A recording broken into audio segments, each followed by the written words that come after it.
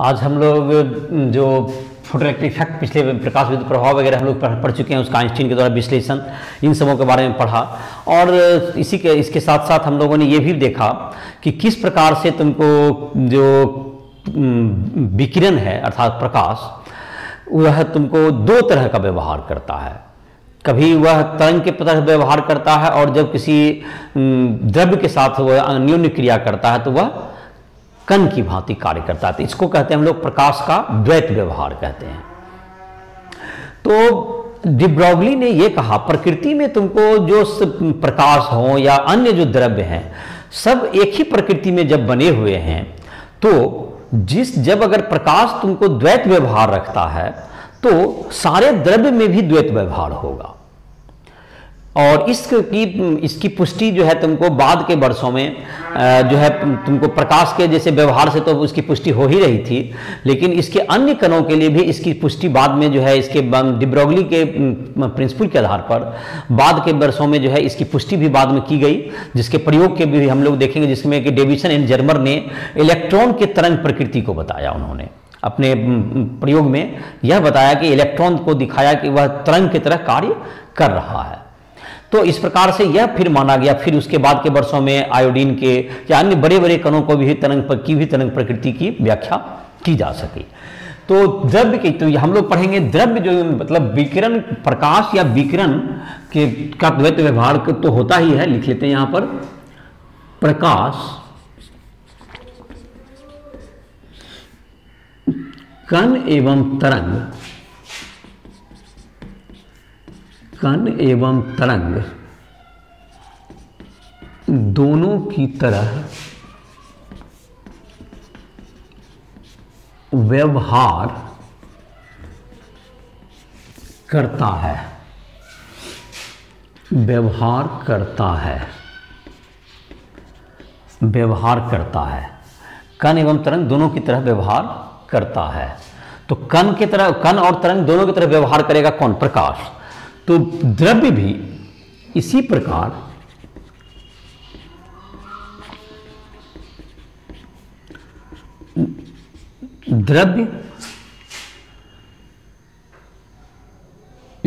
द्रव्य भी कण एवं तरंग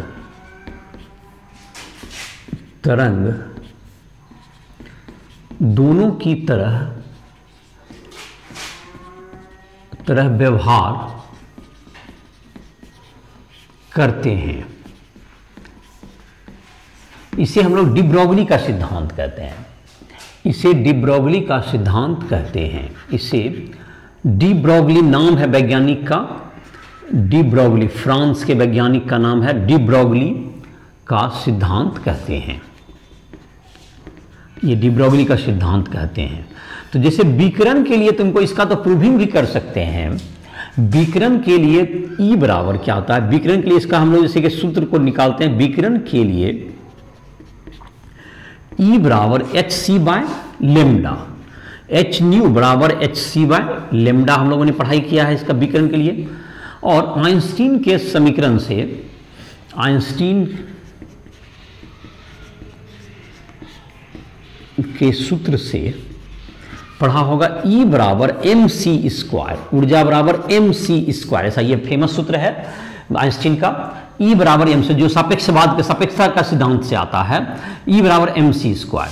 तो ये दोनों को अगर बराबर कर दें, इसका मतलब हो गया कि mc स्क्वायर बराबर hc बटे लेमडा। तो ये तुमको mc बराबर h बटे लेमडा या लेमडा बराबर h बटे mc, ये क्या हो गया? संवेग गुना ये फोटोन का द्रव्यमान गुना फोटोन का वेग, तो ये हो गया संवेग। तो द्रव्यमान तो उसका अलग से डिफाइन नहीं होता, तो h बटे p जहां पर क्या हो गया? विकिरण का संवेग, विकिरण का संवेग हो गया ये। तो लेमडा बराबर h बटे p, तो ये तुम्हारा हो गया विकिरण का संवेग। संवेग h बराबर m इंटू v। तो यहां पर जहां तक कि देखें तो किसी द्रव्य के लिए भी डी ब्रोगली ने कहा कि द्रव्य के लिए भी डी ब्रोगली के अनुसार डी ब्रोगली के अनुसार किसी द्रव्य का तरंगदैर्ध्य, ये तुमको ये निकाले अभी h बटे p, ये तुमको हो गया संवेग, द्रव्य का संवेग। ये हमने प्रूव्ड किया है इलेक्ट्रॉन विकिरण के लिए, लेकिन यही सूत्र डी ब्रोगली ने कहा कि किसी भी द्रव्य के लिए द्रव्य का तरंगदैर्ध्य ये तुम्हारा लैम्डा बराबर h बटे p। यदि वस्तु का द्रव्यमान m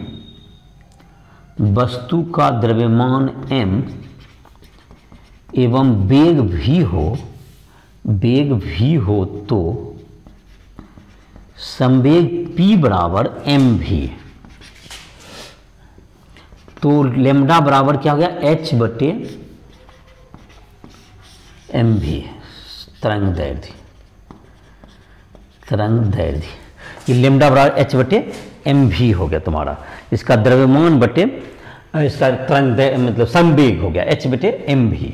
तो ये तुमको कहलाता है डी ब्रोगली का जो तुम्हारा है सिद्धांत हो गया कि किसी भी पदार्थ का जो तरंगदैर्ध्य हो गया वो h बटे mv के बराबर होगा। अब जैसे कि इसका चाहें कि अगर इसका गतिज ऊर्जा से संबंध निकालना चाहें तो इसका संबंध हम क्या कर सकते हैं, निकाल सकते हैं इसी सूत्र से। जब किसी कण को अगर तुमको की गतिज ऊर्जा दी हुई है, गतिज ऊर्जा k हो, तो उसका डी ब्रोगली तरंगदैर्ध्य निकालना हो, तो उसके लिए क्या कर सकते हैं हम लोग, इसको सूत्र को हम लोग उस रूप में ढाल सकते हैं।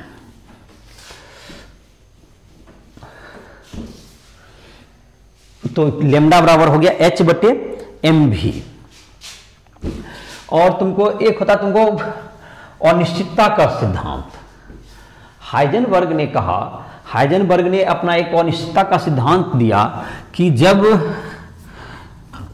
किसी भी चीज का, किसी भी पदार्थ का, जब किसी भी कण के जो अनिश्चितता जो होती है उसके पाए जाने और उसके संवेग में अनिश्चितता का जो गुणनफल होता है वो कम से न्यूनतम जो वैल्यू होता है वह h बटे 4 पाई होता है। हाइजेनबर्ग की अनिश्चितता का सिद्धांत।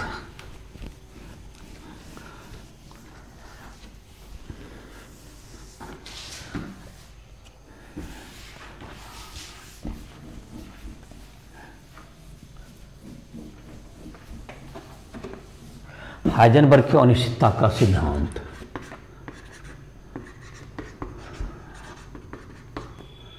हाइजेनबर्ग के अनिश्चितता का सिद्धांत किसी कण के स्थिति एवं उसके संवेग में अनिश्चितता का संवेग में अनिश्चितता का गुना, संवेग में अनिश्चितता के गुणनफल का न्यूनतम मान, अनिश्चितता के गुणनफल का न्यूनतम मान h बटे 4 पाई होता है, h बटे 4 पाई होता है। तो ये कभी भी तुमको किसी भी चीज़ का हम लोग इसका डेल्टा x गुना डेल्टा p संवेग से ही जुड़ा हुआ है, ये भी का मान बराबर nh बाय 4 पाई, nh बाय 4 पाई। तो डेल्टा x बराबर हो गया स्थिति में अनिश्चितता, स्थिति में अनिश्चितता, डेल्टा p हो गया तुमको संवेग में अनिश्चितता, संवेग में अनिश्चितता अनिश्चितता बराबर m गुना डेल्टा v। m हो गया द्रव्यमान और गुना डेल्टा v हो गया उसका वेग में से अनिश्चितता बराबर m हो गया द्रव्यमान और डेल्टा v हो गया m बराबर कण का द्रव्यमान, कण का द्रव्यमान, डेल्टा v बराबर कण के वेग में अनिश्चितता, कण के वेग में अनिश्चितता, वेग में अनिश्चितता हो गई है, कण के वेग में अनिश्चितता। तो ये हो गया डेल्टा एक्स। तुमको तो कभी भी तुमको कहता है अगर एक जीरो होगा, डेल्टा एक्स अगर जीरो होगा तो डेल्टा पी क्या होगा, उसमें अनिश्चितता अनंत हो जाएगा। अगर एक में अनिश्चितता जीरो हो गया तो दूसरा में अनिश्चितता क्या हो जाएगा, अनंत हो जाएगा। तो एच का मान तो तुमको प्लैंक कांस्टेंट है, उसका तो मान जानते ही हो। अब हम लोग देख लेते हैं कि कुछ उदाहरण दिए हुए हैं इसका, जो कि तुमको डी ब्रोगली के सिद्धांत के आधार पर दिया हुआ है। तो उसका उदाहरण लैम्डा बराबर एच बटे एम भी होता है। तो उसके आधार पर हम लोग जो उदाहरण दिया हुआ है एनसीईआरटी बुक में, क्वेश्चन नंबर कितना है पहले 11.4 उदाहरण देखते हैं। तो पढ़ो 11.4 उदाहरण में क्या दिया हुआ है।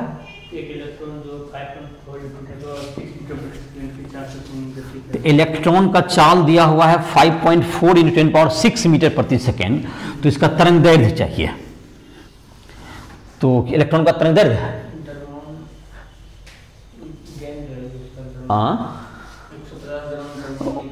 और दूसरा पार्ट हो गया, दोनों का तरंग दैर्ध्य निकालना। पहला पार्ट बताते हैं, ये पार्ट 1 पहला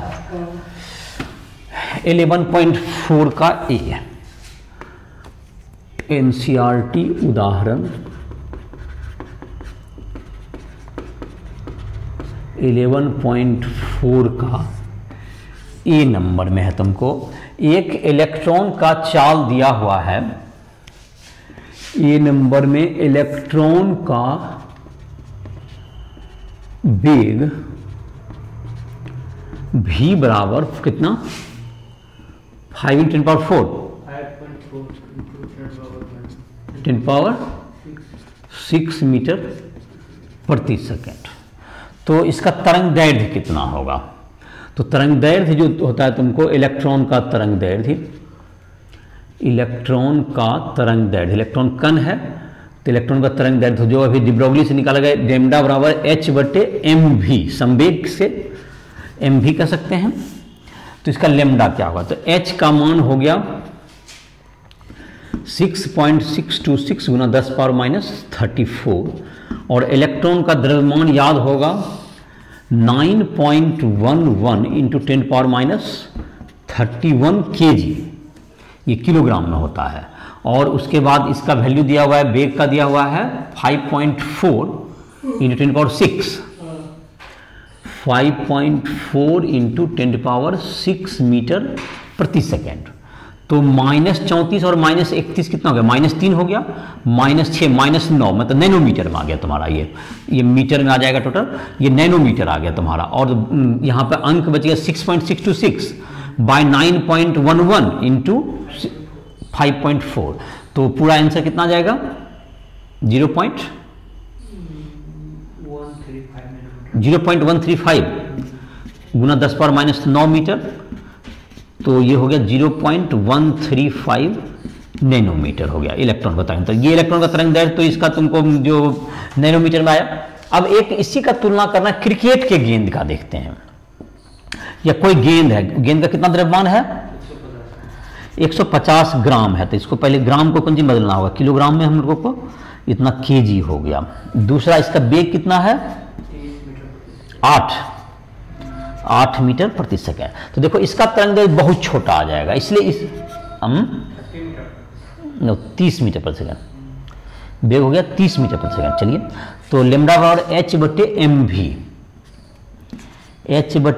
वी। तो ये तरंग दैर्ध्य देखते हैं किस रेंज में आता है, 6.6 × 10⁻34 और ये 0.15 हो गया। m का मान हो गया 0.15 और v का मान कितना हो जाएगा, v का मान हो गया 30 मीटर प्रति सेकेंड ना, ये 30 मीटर प्रति सेकेंड। तो ये 4.5 हो गया, ये 0.15 तो ये गुना 30 तो दैट इज 4.5 और 6.62 से भागा तो 1 पॉइंट कुछ हो गया होगा, कितना है, इंटू 10⁻34 मीटर। तो ये तो बहुत छोटा हो गया, ये काफी छोटा हो गया, तो इसको तो मेजर भी नहीं किया जा सकता। इसलिए तुमको क्या करते हैं, जो कि कण प्रकृति, इसलिए सामान्यतः जो क्रिकेट का गेंद हो गया, सामान्य जो वस्तु के लिए, तो जो छोटे इलेक्ट्रॉन प्रोटॉन इन सबों के लिए डिब्रोगली तरंग दैर्ध्य का मीनिंग हो सकता है, लेकिन इतना तरंग दैर्ध्य जो सामान्य जो दैनिक जीवन में जो प्रयोग में आने वाला जो तरंग दैर्ध्य है वह बहुत छोटा आता है। इसलिए दैनिक जीवन में हम लोग क्या कहते हैं, डिब्रोगली तरंग की अवहेलना, डिब्रोगली के जो तरंग प्रकृति का जो सिद्धांत है या द्वैत प्रकृति का जो सिद्धांत है, उसकी कोई भूमिका दैनिक जीवन के किसी कण के लिए जो हम लोग देखते हैं, क्रिकेट का गेंद या इन सबों के लिए कुछ नहीं होगी, क्योंकि उसका तरंग दैर्ध्य बहुत छोटा था, जो निग्लिजिबल डिजाइन होता है। लेकिन इलेक्ट्रॉन के लिए देखो, ये तुमको नैनोमीटर में आ गया, तो इसका इतना तो जाहिर है कि जो जब तुमको जो है ऑर्बिट में जब पाया जाता है परमाणु में, तो इतना अधिक जो तुमको है, ये तो तरंग दैर्ध्य इसका मीनिंग रहेगा। और लेकिन जो है तुमको इसका जो -34 पावर है, इसका कोई बहुत अर्थ नहीं रह जाता है। तो ये हुआ तुमको 11.4 का। 11.5 अब उदाहरण देखो, कौन कौन कण है उसमें, 3 कण है शायद, एक प्रोटॉन में सबकी गतिज ऊर्जा बराबर दी हुई है, तो किसका जो है तरंग दैर्ध्य सबसे कम होगा। 3 कण है, इलेक्ट्रॉन, प्रोटॉन और अल्फा कण। इन तीनों में से तुमको तीनों की गतिज ऊर्जा समान है। गतिज ऊर्जा का साथ जैसा कि बोल रहे थे, इसका व्यंजक को पहले निकाल लेते हैं और उसके बाद तुलना करके बता देंगे।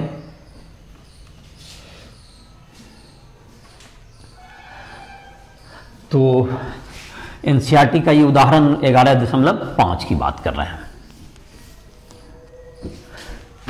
चलो, तो एनसीईआरटी उदाहरण 11.5।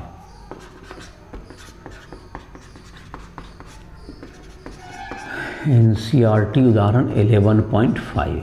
तो इसमें गतिज ऊर्जा दी हुई तीनों कण का समान दिया हुआ। तो पहले गतिज ऊर्जा क्या होता है, K बराबर ½ mv²। गतिज ऊर्जा ½ mv², m से गुना कर देंगे तो ये हम लोग लाना चाहते हैं इसको संवेग के रूप में, तो संवेग के रूप में लाएंगे तो ये mv का होल स्क्वायर हो जाएगा। तो दोनों तरफ m से गुना कर देते हैं, यानी तो m का मान निकाल लो। चलो, तो v का मान निकाल लो, चलो ऐसा भी कर सकते हैं। तो v² v का मान निकालते हैं 2k/m। तो v बराबर √2k/m, ये हो गया वेग का मान। अब जो है तरंग दैर्ध्य जो होगा तुम्हारा v निकल गया, तो लेमडा बराबर h/mv। तो लेमडा बराबर h/m इंटू √2k/m, तो h/√m² इंटू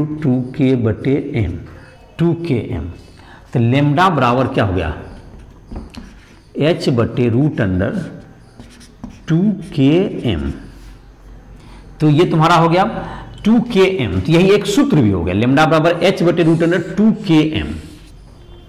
जब k का मान समान होगा, h भी समान ही है, तो m के क्या हो गया, h तो समान है ही, समान गतिज ऊर्जा पर, समान गतिज ऊर्जा के लिए लेमडा समानुपाती 1/√m।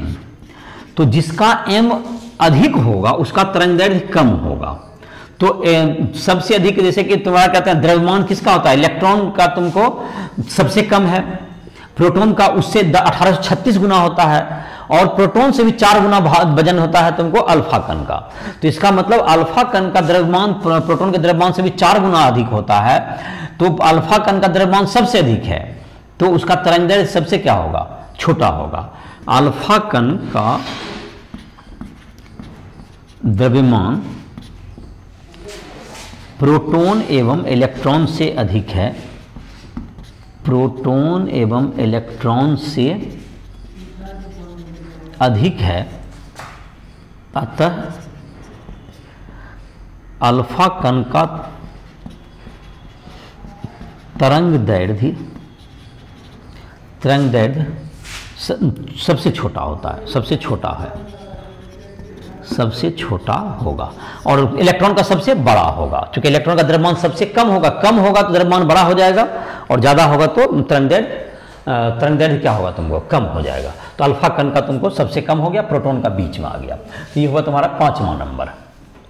अब छठा में तुमको क्या दिया हुआ है, इसका यही निर्धारण करना था। छठा में 11.6 अधिक चाल से चल रहा है और उसका जो है अनुपात दिया हुआ है तरंगदैर्घ्य का, तो द्रव्यमान का मान निकालना है। तो एक कण का तुमको जो है, एक कण इलेक्ट्रॉन से उसका वेग जो है तुमको तिगुना है, एक कण जो है इलेक्ट्रॉन से तिगुना वेग से चल रहा है। तो और उसका जो द्विब्रॉगली तरंगदैर्घ्य का अनुपात क्या क्या हुआ है, दिया हुआ है। तो निकालना है, उसका अनुपात निकालना है हमको।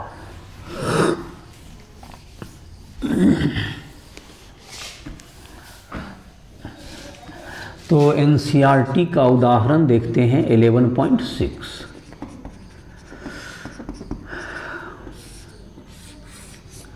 तो 11.6 है। तो एक कण, दो कण का तुमको यहाँ तुलना क्या हुआ है, एक कण है जो कि इलेक्ट्रॉन से तिगुना वेग से चल रहा है। तो कण का वेग अगर भी मान लें तो ये इलेक्ट्रॉन के वेग से ये तिगुना है और लेम्डा दोनों का जो अनुपात है वो दिया हुआ है तुमको लेम्डा बटे लेम्डा ई। कितना दिया हुआ है अनुपात, 813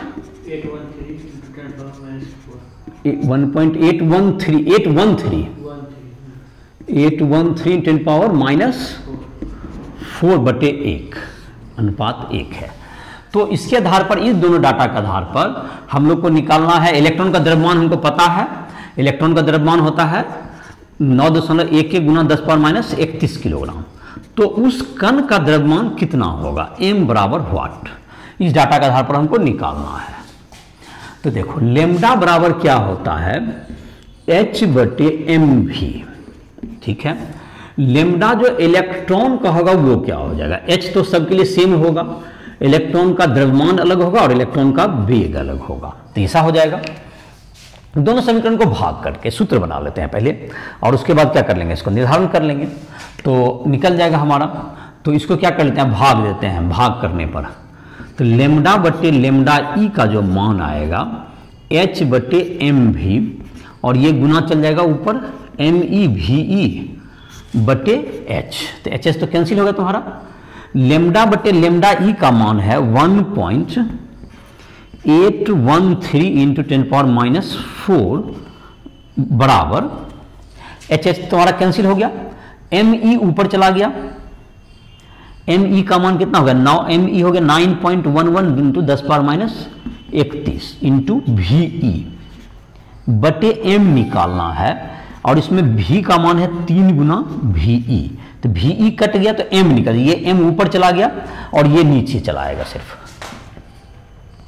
तो एम बराबर क्या हो गया तुमको, ये 3 तो तुम्हारा नीचे है, तो एम बराबर हो गया 9.11 गुना 10⁻31 बटे 3 है यहां पर गुना 1.813 इंटू 10⁻⁴।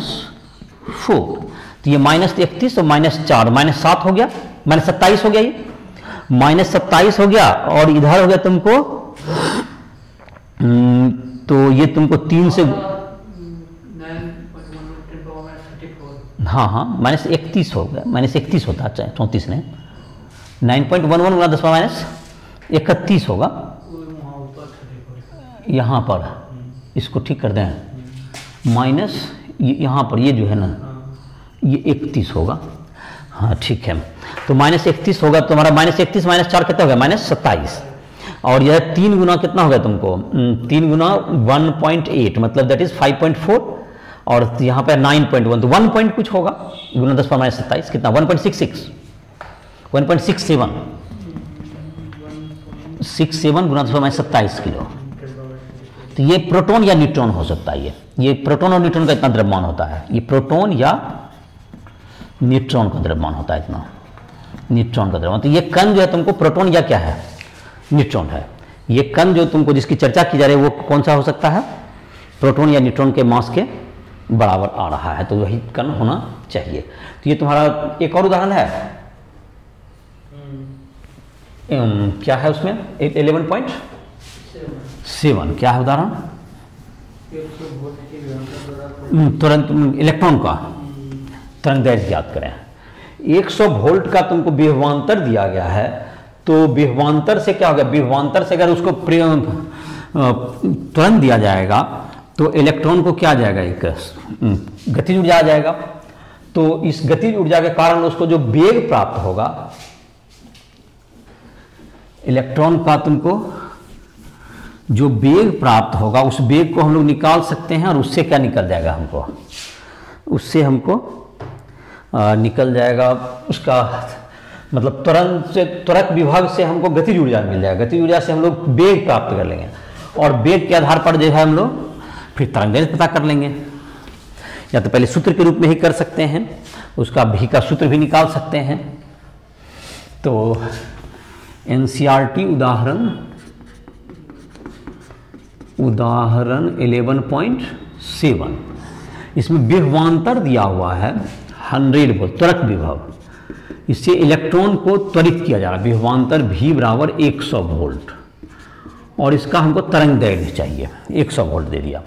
तो ये जो वोल्ट होगा तो E गुना V बराबर ½ mv², ½ m गुना वेग गतिज ऊर्जा।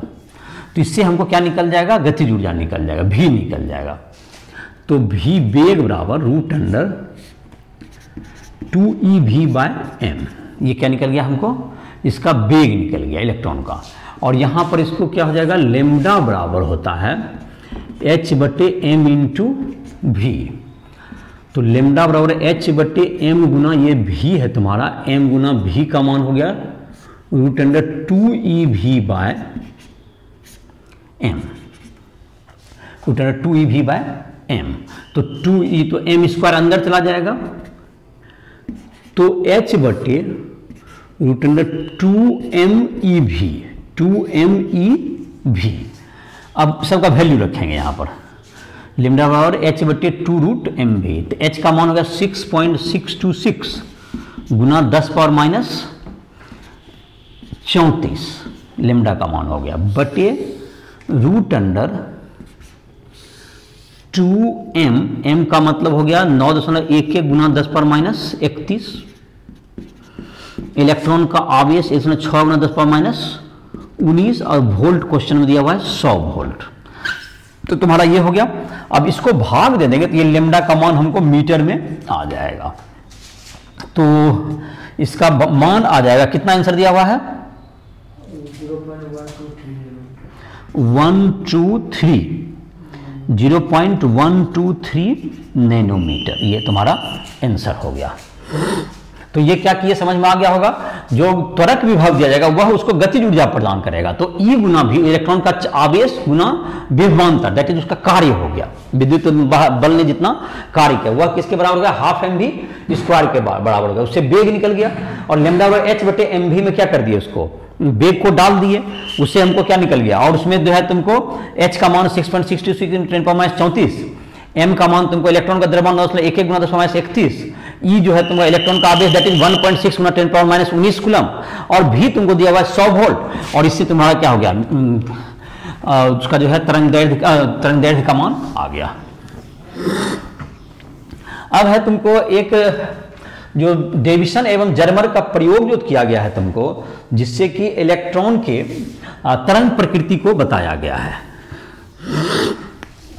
जिसके लिए इन्हें नोबेल प्राइज भी मिला था। डी ब्रोगली को भी सिद्धांत के लिए नोबेल प्राइज पुरस्कार दिया गया था। और तुमको डेविसन और जर्मर ने पहली बार तुमको क्या कहते हैं? इलेक्ट्रॉन के कण प्रकृति, तरंग प्रकृति को दिखाया इस प्रयोग के द्वारा। और इसका मतलब डी ब्रोगली का यह सिद्धांत भी कहना सही हुआ कि सिर्फ प्रकाश ही नहीं बल्कि दूसरे कण भी क्या करते हैं? दोनों की तरफ व्यवहार करते हैं, और इस प्रकार से द्रव्य के द्वैत व्यवहार की पुष्टि हुई। और इलेक्ट्रॉन के लिए उद्गार किया गया, इससे इलेक्ट्रॉन माइक्रोस्कोप की भी खोज हुई।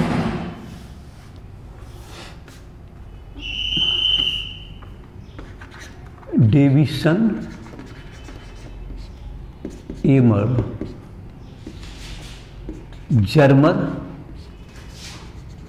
का प्रयोग डेविसन एवं जर्मर ने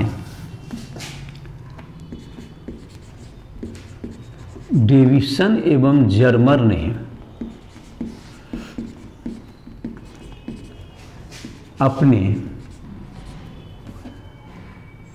प्रयोग के द्वारा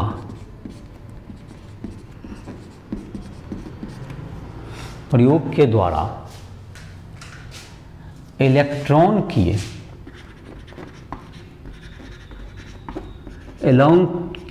के तरंग प्रकृति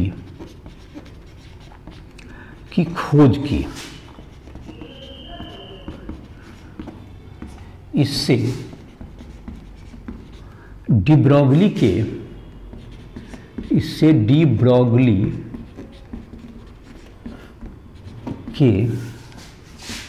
द्रव्य के द्वैत व्यवहार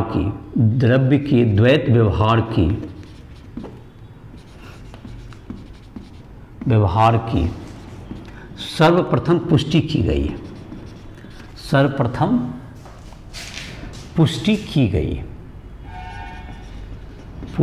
गई।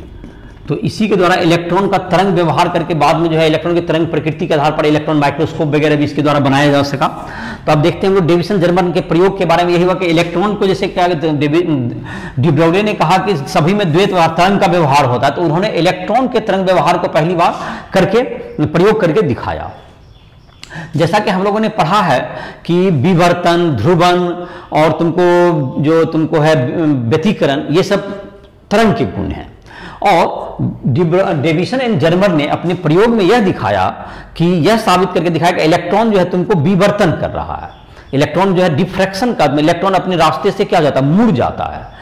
तो इस घटना को उन्होंने पहली बार अपने प्रयोग में दिखाया कि इलेक्ट्रॉन जो है तुमको जैसे कि छोटे छिद्र से, जैसा कि तरंग सिद्धांत में पढ़ाए होंगे कि प्रकाश जब छोटे छिद्र से जाता है तो वह उस जगह से मुड़ जाता है। यह घटना क्या कहलाती है, विवर्तन कहलाती है। और डेविसन जर्मर ने अपने प्रयोग में दिखाया कि इलेक्ट्रॉन भी अपने रास्ते से क्या जाती है, मुड़ जाती है। और इस घटना से किसकी पुष्टि होती है, इलेक्ट्रॉन के तरंग व्यवहार की पुष्टि होती है। तो इस प्रयोग में तुमको क्या किया गया, एक इलेक्ट्रॉन नली लिया गया, एक इलेक्ट्रॉन नली से तुमको यहां पर से सीधा इसको जो है इलेक्ट्रॉन उत्सर्जन कराया गया, इलेक्ट्रॉन नली। और यहां से क्या किया गया, यहां पर तुमको एक टारगेट रखा गया, लक्ष्य है जहां पर कि इसको आघात कराया गया। इस टारगेट पर क्या किया गया, इसको डाला गया। इस टारगेट पर इसको यहां से जो है इलेक्ट्रॉन का आघात कराया गया। ये इलेक्ट्रॉन इस पर जो सीधा यहां जाकर के क्या कराया गया, ये इलेक्ट्रॉन पुंज है, ये इलेक्ट्रॉन पुंज है। और ये तुमको धातु का लक्ष्य है, धातु जैसे निकेल वगैरह का होता है, निकेल लक्ष्य धातु, निकेल वगैरह का, ये तुमको इस पर डाला गया। और ये इलेक्ट्रॉन नली है तुमको। यहां से जब इलेक्ट्रॉन को डाला गया तो ये जो देखा गया कि ये जो तुमको लक्ष्य जो था, तुमको टारगेट, यहां पर जब इलेक्ट्रॉन पड़ने के बाद ये तुमको हर कोण से, ये अलग अलग कोण से क्या हो जाती है, ये विवर्तित हो जाती है। थीटा यहाँ पर हुआ है, ये विवर्तन कोण हो गया। और यहाँ पर जो तुमको हम लोग इसको मापने के लिए होता है, तुमको मतलब गैल्वेनोमीटर तुम्हारा होता है। इसको गैल्वेनोमीटर से इलेक्ट्रॉन की पुष्टि के गैल्वेनोमीटर, ये गैल्वेनोमीटर हर तरफ से अलग अलग दिशा में तुमको इसमें अलग अलग कोण पर जो है इसको घुमा करके इसका रीडिंग नोट किया गया। जैसे प्रयोग में ये देखा जा सकता है कि यहां से इलेक्ट्रॉन पुंज निकला और ये धातु पर जब टकराया तो इसके द्वारा विवर्तन हुआ इसका। विवर्तन को हमने जब देखा तो ये हमको क्या निकला, ये अलग अलग कोण पर इसको विवर्तन को देखने के लिए अलग अलग जो है कोण पर एक गैल्वेनोमीटर को रखा गया और अलग अलग कोण पर उसको घुमाया गया, जिससे कि सब तरह जो है उसका मान प्राप्त किया गया कि किधर कितना धारा प्रवाहित होती है। और सबसे अधिक धारा जिस कोण पर प्राप्त हुआ उसके मान को उन्होंने नोट किया। और मान को नोट किया जिस प्रकार से इंटरफेरेंस पैटर्न के लिए तुमको, और लेमडा का मान किसके लिए द्वारा निकाला गया, लेमडा का मान निकाला गया एक तुमको जितना यहां पे त्वरक विभव दिया गया, यहां पर क्या दिया गया, त्वरक विभव दिया गया। यहां पर इसको विभवांतर से एस्लेट किया गया, यहां पर विभवांतर आरोपित है, यहां से यहां तक क्या है तुमको विभवांतर है तुमको दिया, त्वरक विभव, विभवांतर त्वरक, त्वरक विभव ये तुमको है। यहां से जब विभवांतर दिया गया तो इस विभवांतर कारण क्या हो गया तुमको, ये तुमको विभवांतर कारण ये इलेक्ट्रॉन जो है तुमको इधर की ओर मुड़ा, तो ये तुमको त्वरक विभव कहलाया। तो ये त्वरक विभव के कारण ये क्या होगा, इलेक्ट्रॉन तुमको अपने रास्ते से जब विचलित हुआ तो इसे हम लोग क्या कहेंगे, ये तुमको विवर्तन के प्रयोग की इससे पुष्टि होती है। तो यहां पर तुम्हारा क्या हो गया, अब हम लोग इसमें जैसे डेविसन एवं जर्मर का प्रयोग में क्या कहेंगे कि डेविसन जर्मर प्रयोग में यहाँ पर इसको चित्र को अभी बनाए, इसमें अब इसका विश्लेषण कर देते हैं, इसका पहले सिद्धांत लिख देते हैं और उसके बाद तुमको इसका सिद्धांत के बाद तुमको इस चित्र को बना लिया होगा, सिद्धांत के बाद इसका व्याख्या करते हैं।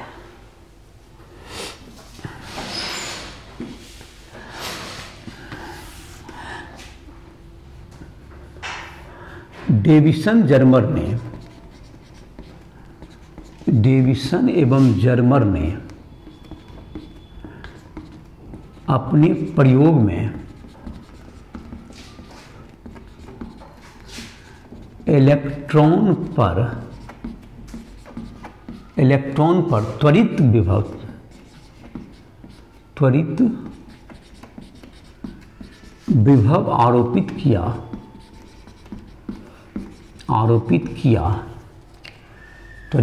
आरोपित किया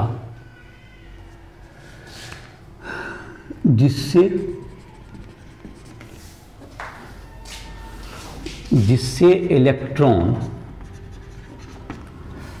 त्वरित विभव क्या किया, आरोपित किया। त्वरक विभव जब आरोपित करेगा जिससे इलेक्ट्रॉन को उच्च वेग प्रदान किया गया, इलेक्ट्रॉन को उच्च वेग प्रदान किया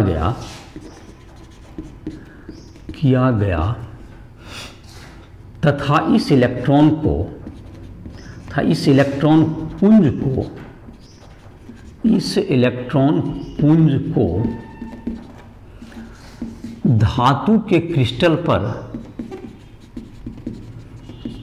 पर आपतित कराया गया, आपतित कराया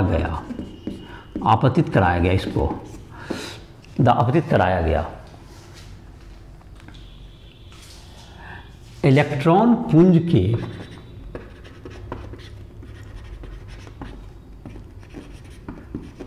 भिन्न कोण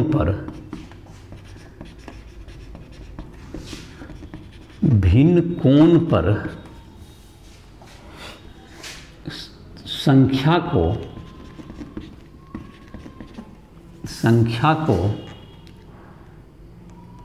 गैल्वेनोमीटर, सूक्ष्म मतलब वेरी सेंसिटिव, मतलब सूचित जो तुमको गैल्वेनोमीटर के द्वारा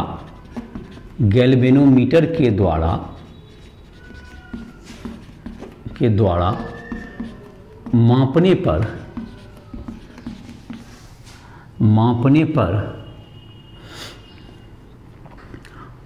पर वह कोण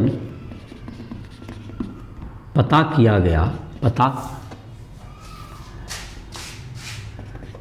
गया जिस पर इलेक्ट्रॉन पुंज सर्वाधिक तीव्रता प्रदर्शित करता है।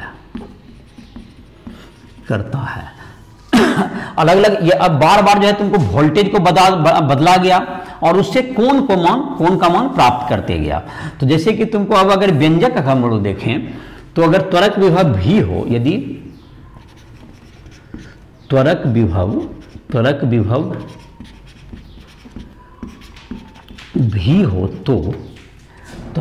भी हो तो क्या लिख सकते हैं हम लोग, ई गुना भी। त्वरक विभव भी हो तो ई गुना भी बराबर क्या हो गया, हाफ एम भी स्क्वायर, गतिज ऊर्जा, ये वेग हो गया। तो v बराबर क्या हो गया, √2ev/m। और लेमडा बराबर क्या होता है तुमको, h/mv। लेमडा बराबर h/mv, h/m गुना √2ev/m, h बटे √2mEV, h बटे √2mEV। तो लेमडा बराबर h बटे 2√mV। इसमें जब इसका मान सबका रख देंगे तो ये आ जाएगा तुमको h का, m का और e का मान, तो 1.227 बटे √v नैनोमीटर। तो इससे तरंगदैर्घ्य क्या निकाला गया बार बार 1.227, तो लेमडा बराबर क्या सूत्र आ गया 1.227 बटे √v नैनोमीटर। और इससे एक मतलब इसका वोल्टेज का मान निकाला गया, और ये भी इससे तरंगदैर्घ्य का मान निकल गया तुमको v, अगर v वोल्ट निकालेंगे इससे तरंगदैर्घ्य निकाला गया। विवर्तन प्रयोग के आधार पर इस मतलब यह विवर्तन प्रयोग के आधार पर निकाले गए विवर्तन प्रयोग के आधार पर प्राप्त तरंगदैर्घ्य डी ब्रॉगली तरंगदैर्घ्य